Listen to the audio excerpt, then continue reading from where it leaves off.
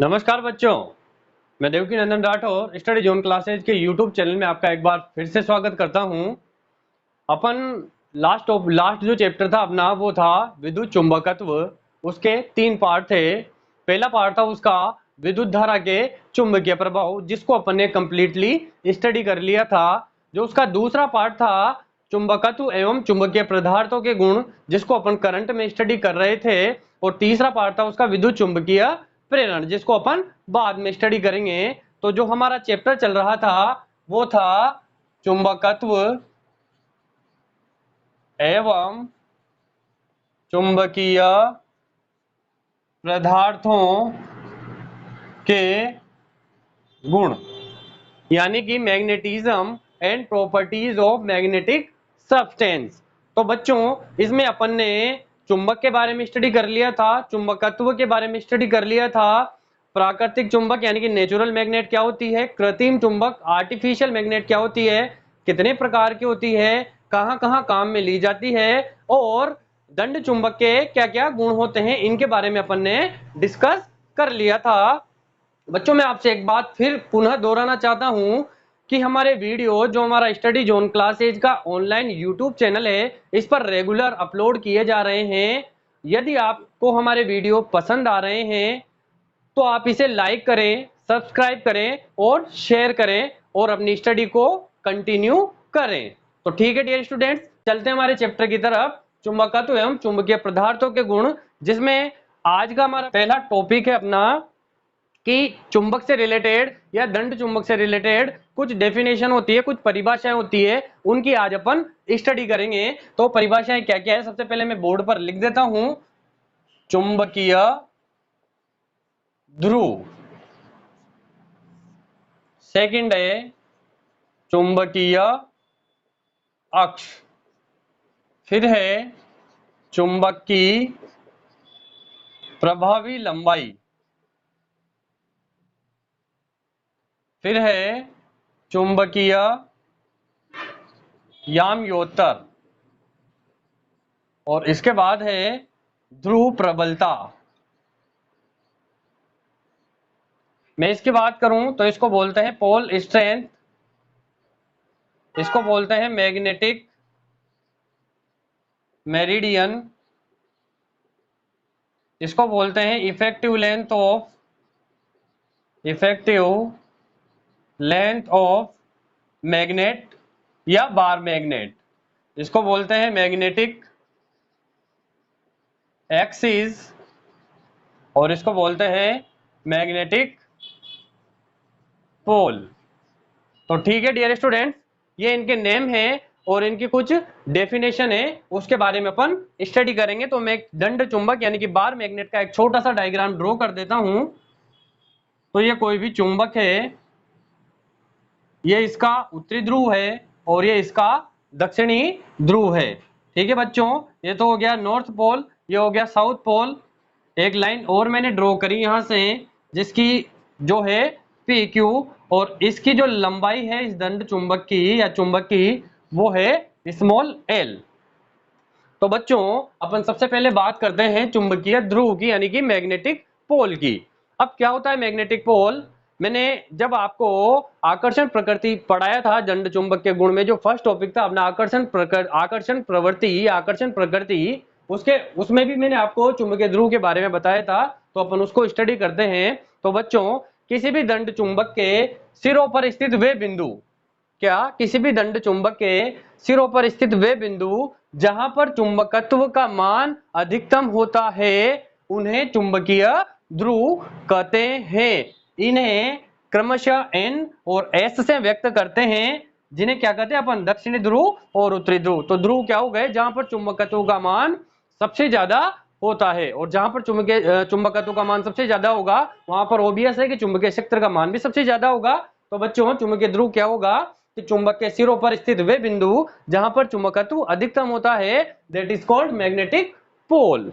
दूसरी डेफिनेशन क्या है मेरे पास, चुंबकीय अक्ष यानी कि मैग्नेटिक एक्सिस। अब मैग्नेटिक एक्सिस क्या होगा कि चुंबक के ध्रुवों से गुजरने वाली काल्पनिक रेखा, इन चुंबक, ये जो चुंबक है दंड चुंबक, इन दंड चुंबक के ध्रुवों से गुजरने वाली काल्पनिक रेखा को ही चुंबकीय अक्ष कहते हैं। तो चुंबकीय अक्ष क्या है मेरे पास, पी क्यू, जो कहां से गुजर रही है, इन ध्रुवों से, इस चुंबक के ध्रुवों से पास हो रही है, गुजर रही है, उसे ही क्या कहते हैं, चुंबकीय अक्ष कहते हैं। यह एक काल्पनिक रेखा होती है।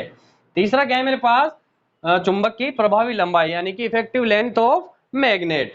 इफेक्टिव लेंथ ऑफ मैग्नेट क्या होगी, चुंबक के दोनों ध्रुवों के मध्य की दूरी को चुंबक की प्रभावी लंबाई कहते हैं। क्या कहते हैं, चुंबक के दोनों ध्रुवों के जो बीच की दूरी है यानी कि चुंबक की लंबाई, जो जितनी चुंबक की लंबाई है वो दोनों ध्रुवों के बीच की जितनी दूरी है उसे बोलते हैं चुंबक की प्रभावी लंबाई यानी कि इफेक्टिव लेंथ ऑफ मैग्नेट। एक और चीज है यहाँ पर, अगली जो डेफिनेशन है अपनी, वह है चुंबकीय याम्योत्तर। अब बच्चों चुंबकीय याम्योत्तर क्या होगा, तो चुंबकीय याम्योत्तर देखो मैं एक छोटा सा डायग्राम और ड्रॉ कर देता हूं। ये कोई भी दंड चुंबक है, ये इसका उत्तरी ध्रुव, ये इसका दक्षिणी ध्रुव, और मैंने इसको ड्रॉ कर दिया कुछ इस तरीके से, और यहाँ पर मैंने लाइनिंग कर दी। तो चुंबकीय याम्योत्तर यानी कि मैग्नेटिक मेरिडियन क्या होगा, ये इसका एक्सिस होगी, मैग्नेटिक एक्सिस यानी कि चुंबकीय अक्ष हो गया पी क्यू। तो चुंबकीय याम्योत्तर क्या होगा कि चुंबकीय अक्ष से गुजरने वाला काल्पनिक ऊर्ध्वाधर प्लेन, क्या, चुंबकीय अक्ष से गुजरने वाला काल्पनिक ऊर्ध्वाधर तल को ही चुंबकीय याम्योत्तर कहते हैं। यानी कि चुंबकीय अक्ष से ऊर्ध्वाधर काल्पनिक तल जो गुजरता है वो होता है मैग्नेटिक मेरिडियन या चुंबकीय याम्योत्तर। तो इस तल को यानी कि जो चुंबकीय अक्ष के ऊर्ध्वाधर गुजर रहा है उसे बोलते हैं चुंबकीय याम्योत्तर। क्या बोलते हैं बच्चों, चुंबकीय याम्योत्तर।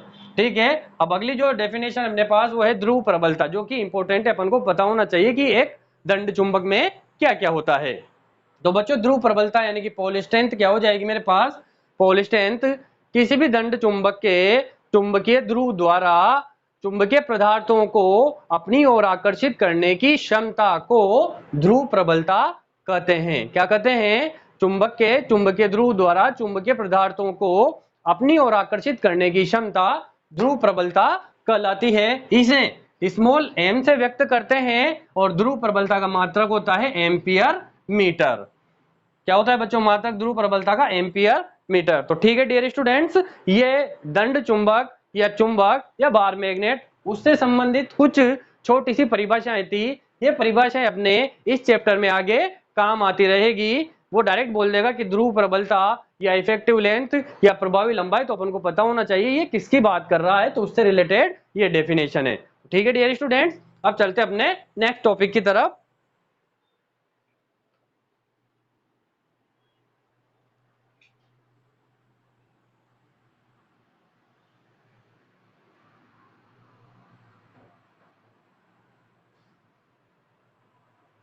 तो जो अपना नेक्स्ट टॉपिक है वो है चुंबकीय ध्रुवों के मध्य कूलाम का नियम। चुंबकीय ध्रुवों के मध्य कूलाम का नियम। तो देखो इसका भी एक छोटा सा डायग्राम है, वो है ये बाहर में एक दंड चुंबक है NS, ये भी दंड चुंबक है NS। जो इसकी ध्रुव प्रबलता है वो मैंने मानी M1 है और इसकी ध्रुव प्रबलता दूसरे सिरे की कितनी है, M2 है। और जब मैंने आपको गुण बताए थे दंड चुंबक के, तो मैंने ये बताया था कि असमान ध्रुवों में क्या होता है, अट्रैक्शन यानी कि आकर्षण होता है। तो इसका दिशा इधर हो जाएगी, इसकी दिशा इधर हो जाएगी, और इन दोनों के जो मध्य की दूरी है वो है R।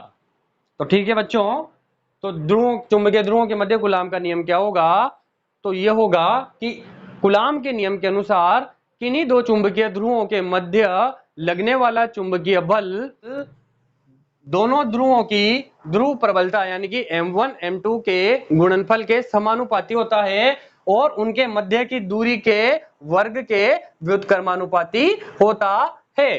तो ठीक है डियर स्टूडेंट्स, मैंने क्या बताया कि लगने वाला चुंबकीय बल, किन्हीं दो चुंबकीय ध्रुवों के मध्य लगने वाला चुंबकीय बल दोनों ध्रुवों की ध्रुव प्रबलता के गुणनफल के समानुपाती होता है। यानी कि लगने वाला चुंबकीय बल किसके समानुपाती होगा, M1 M2 के। ये भी ध्रुव प्रबलता इसकी है, ये ध्रुव प्रबलता इसकी है, दोनों के गुणनफल के समानुपाती हो जाएगा। इसको मैंने समीकरण 1 दे दिया। और उनके मध्य की दूरी के वर्ग के व्युत्क्रमानुपाती होता है। तो ये क्या हो जाएगा, F is inversely proportional to R square. ये समीकरण नंबर 2 हो गई। तो यही अपना कूलाम का नियम है। मैं क्या करता हूं, समीकरण 1 2 को जोड़ दूंगा समीकरण 1 व 2 से। तो एफ समानुपात m1 m2 upon R square. जब समानुपात अपन खोलते हैं तो एक तो आता है बराबर का चिन्ह और एक आता है स्थिरांक।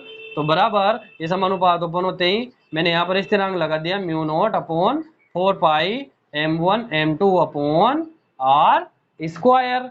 जहां पर मैंने तुम्हें बताया था कि म्यू नॉट अपॉन 4 पाई किसके बराबर होता है, 10 की घात -7 न्यूटन पर एम्पियर स्क्वायर या वेबर पर एम्पियर मीटर के इसका मान होता है। जहां पर मैंने तुम्हें बताया था जब अपन बायो सावर्ट का नियम पढ़ रहे थे तो मैंने तुम्हें बताया था कि म्यू नॉट जो होता है वो क्या है, निर्वात की चुंबकशीलता है। क्या है, निर्वात की चुंबकशीलता या चुंबकीय पारगम्यता होती है। तो इसका मान क्या लिखते थे अपन न्यूमेरिकल जब करते थे, म्यू नॉट बराबर 4 पाई इंटू 10 की घात -7 लिखते थे अपन। तो ठीक है बच्चों, अब यदि मैं बात करता हूं, यदि m1 बराबर है m2 के और ये कितने हो, 1 एम्पियर मीटर के बराबर हो और r बराबर हो 1 मीटर के, तो f बराबर क्या आ जाएगा मेरे पास, इन दोनों की जगह मैं 1 1 लिख दूंगा क्योंकि दोनों 1 1 है। ये 1 इंटू 1 बराबर 1 अपॉन 1, तो एक में एक का भाग देंगे तब भी 1 आएगा। तो क्या बचेगा मेरे पास, म्यू नॉट अपॉन 4 पाई, म्यू नॉट अपॉन 4 पाई। और बल का मात्रक क्या होता है, न्यूटन। बल का मात्रक क्या आ जाएगा यहां से, न्यूटन आ जाएगा। तो ठीक है डियर स्टूडेंट्स, ये हो गया कूलाम का नियम। अब है अपना अगला टॉपिक,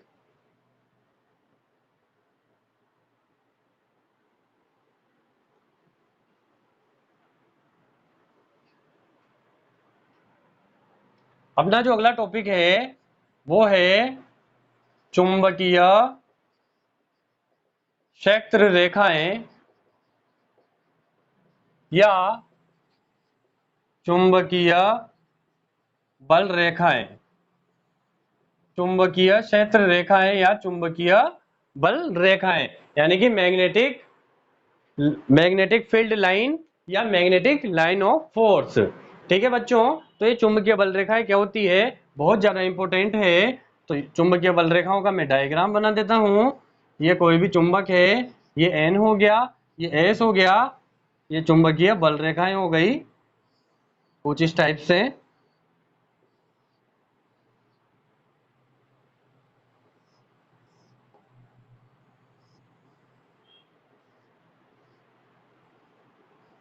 ठीक है बच्चों, ये हो गई चुंबकीय बल रेखाएं और ये हो गई इनकी दिशा। ये क्या हो गई, इनकी दिशा हो गई। तो जो चुंबकीय बल रेखाएं होती है वो क्या होती है, एक्चुअली अपन ने टॉपिक तो लिख लिया कि चुंबकीय बल रेखा या चुंबकीय क्षेत्र रेखाएं ये क्या होती है। तो ध्यान से सुनना बच्चों कि यदि किसी दंड चुंबक के एक सिरे से दूसरे सिरे तक यदि कंपास सुई को ले जाया जाए, क्या बोला मैंने, किसी दंड चुंबक के एक सिरे से दूसरे सिरे तक किसी कंपास सुई या चुंबकीय सुई को ले जाया जाए तो उस कंपास सुई की दिशा लगातार बदलती रहती है। क्या होता है कि इसके पास मैं चुंबकीय सुई को ले जाऊंगा और इसके पास चुंबकीय सुई को ले जाऊंगा, तो यहां से और यहाँ के बीच में जो चुंबकीय सुई है, कंपास सुई है, उसकी दिशा लगातार बदलती रहती है। यानी कि कंपास सुई के चलने का मार्ग एक वक्र के रूप में होता है, ये ऐसे वक्र के रूप में होता है और इसी वक्र को ही चुंबकीय क्षेत्र रेखाएं या चुंबकीय बल रेखाएं कहते हैं। ठीक है डियर स्टूडेंट्स, अब जो है मैंने तुम्हें चुंबकीय बल रेखाएं तो बता दिया, लेकिन इनके कुछ गुण भी होते हैं। तो उन गुण की मैं बात करूं तो क्या गुण होते हैं चुंबकीय बल रेखाओं में, यानी कि इनकी जो प्रॉपर्टी होती है वो होती है ये। सबसे फर्स्ट प्रॉपर्टी क्या होगी चुंबकीय बल रेखाओं की, कि चुंबकीय बल रेखाएं हमेशा काल्पनिक बंद वक्र के रूप में होती है। देखो ये बंद वक्र है, ये बंद वक्र के रूप में होती है। मैं इन्हें यदि आगे भी बढ़ाऊं ऐसे तो ये ऐसे बंद वक्र हो जाएगा। यानी कि चुंबकीय क्षेत्र रेखाएं या चुंबकीय बल रेखाएं काल्पनिक बंद वक्र के रूप में होती है। दूसरा गुण इनका यह है कि चुंबक के बाहर इनकी दिशा उत्तर से दक्षिण की ओर होती है, जबकि चुंबक के अंदर इनकी दिशा दक्षिण से उत्तर की ओर होती है। बाहर तो क्या होती है इनकी दिशा उत्तर से दक्षिण की ओर, और अंदर जो है वो होती है दक्षिण से उत्तर की ओर। ये हो गया दूसरा गुण। जो इसका तीसरा गुण था चुंबकीय बल रेखाओं का, ये सबसे ज्यादा इंपॉर्टेंट है, और यह है कि दो चुंबकीय क्षेत्र रेखाएं या चुंबकीय क्षेत्र रेखाएं कभी एक दूसरे को प्रतिच्छेद नहीं करती है। कहने का मतलब यह है कि चुंबकीय क्षेत्र रेखाएं कभी भी एक दूसरे को नहीं काटती है। अब मैंने आपको ये बता दिया, आपका माइंड में क्वेश्चन होगा कि सर क्यों नहीं काटती चुंबकीय क्षेत्र रेखाएं? तो बच्चों इसलिए नहीं काटती कि जहां पर चुंबकीय क्षेत्र रेखा है, ये एक चुंबकीय क्षेत्र रेखा होगी, ये दूसरी चुंबकीय क्षेत्र रेखा होगी, एक दूसरे को जहां पर काटेगी वहां पर ओबियस है कि उस कटान बिंदु पर दो चुंबकीय क्षेत्र रेखाएं होगी।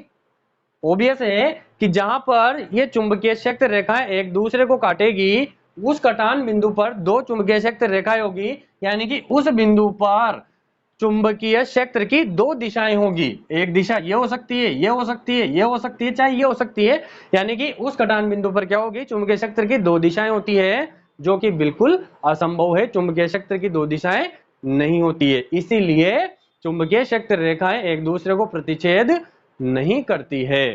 ठीक है डियर स्टूडेंट्स, इसका जो लास्ट गुण है वो यह है कि जहां पर चुंबकीय क्षेत्र रेखाएं बहुत ज्यादा होती है, यानी कि सघन होती है, जहां पर चुंबकीय क्षेत्र रेखाएं बहुत ज्यादा होती है वहां पर चुंबकीय क्षेत्र अधिकतम होता है, और जहां पर चुंबकीय क्षेत्र रेखाएं कम होती है वहां पर चुंबकीय क्षेत्र का मान कम होता है। तो कहने का मतलब यह है कि ध्रुवों पर चुंबकीय क्षेत्र रेखाएं बहुत ज्यादा होती है, तो चुंबकीय क्षेत्र का मान ध्रुवों पर सबसे ज्यादा होगा, और ध्रुवों से दूर चुंबकीय क्षेत्र का मान कम होता है।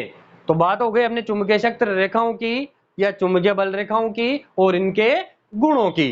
ठीक है बच्चों, तो बच्चों अब अपना जो नेक्स्ट टॉपिक है वो है उदासीन बिंदु। वो क्या है? उदासीन बिंदु, यानी कि न्यूट्रल पॉइंट। क्या है? उदासीन बिंदु या न्यूट्रल पॉइंट। अब ये क्या होता है इसके बारे में अपन स्टडी करते हैं। तो ये जो बिंदु होता है एक तरीके से नाम इसका उदासीन है, न्यूट्रल है, और अपन क्या पढ़ रहे हैं? चुंबकत्व और उनके गुण पढ़ रहे हैं। तो कहने का मतलब यह है कि जो न्यूट्रल पॉइंट होगा या उदासीन बिंदु होगा वो ऐसा बिंदु होगा जहां पर चुंबकीय क्षेत्र का मान नगण्य होगा या जीरो के बराबर होगा। ऐसे बिंदु को न्यूट्रल पॉइंट या उदासीन बिंदु कहते हैं। तो क्या होता है? ये चुंबक से दूर स्थित वह बिंदु जहां पर पृथ्वी के चुंबकीय क्षेत्र का क्षैतिज घटक चुंबक के चुंबकीय क्षेत्र के बराबर परंतु विपरीत दिशा में होता है, तो वहां पर क्या होता है कि परिणामी चुंबकीय क्षेत्र शून्य हो जाता है। उस बिंदु को ही उदासीन बिंदु कहते हैं। जैसे कोई भी चुंबक है, इससे दूर स्थित वह बिंदु जहां पर इस पूरी अर्थ का चुंबकीय क्षेत्र, जहां पर इस पूरी अर्थ यानी पूरी पृथ्वी का चुंबकीय क्षेत्र और इस चुंबक का चुंबकीय क्षेत्र एक दूसरे के तो बराबर होंगे लेकिन एक दूसरे के विपरीत दिशाओं में होंगे। ठीक है, तो बराबर लेकिन विपरीत दिशाओं में है तो एक दूसरे के चुंबकीय क्षेत्र को निरस्त कर देंगे, यानी कि परिणामी जो चुंबकीय क्षेत्र आएगा वो कितना आएगा? जीरो। तो इसी बिंदु को बोलते हैं उदासीन बिंदु। तो ठीक है डियर स्टूडेंट्स, आज के लिए बस इतना ही। मैं आपको वापस पुनः बोलना चाहूंगा, यदि आपको हमारे वीडियोस पसंद आ रहे हैं तो आप इन्हें जल्द से जल्द लाइक करें, शेयर करें, सब्सक्राइब करें और अपनी स्टडी को कंटिन्यू करें। इसके आगे का जो चैप्टर है वो अपन कल की ऑनलाइन क्लास में डिस्कस करेंगे। आज के लिए बस इतना ही। मुझे दीजिए इजाजत। जय हिंद, जय भारत।